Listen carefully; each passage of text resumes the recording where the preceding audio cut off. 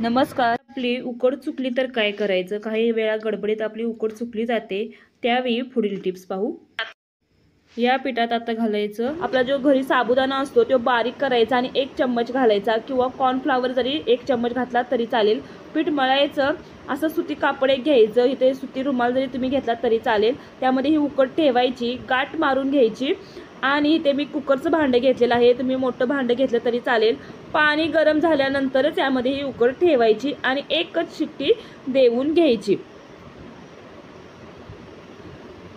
एका शिट्टीनंतर पहा ही उकड काढून घ्यायची.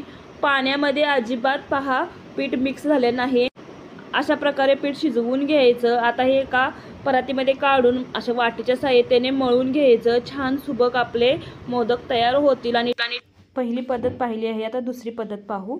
आपली उकड चुकते त्यावेळी त्यामध्ये मैदा किंवा कॉर्नफ्लॉवर किंवा शाबू पावडर घालून हे पीठ अगदी कोमट पाण्याने मळून घ्यायचं. आता मळलेल्या ह्या पिठापासून मोदक तयार करायचे आणि अशा प्रकारे पाण्यामध्ये बुडवून उकडण्यासाठी ठेवायचं.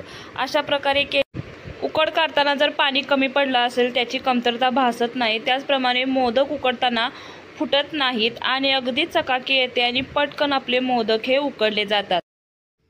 अशा प्रकारे चुकलेलं तुम्ही सावरू शकता. जर टिप्स आवडली असेल तर जरूर सबस्क्राईब करा.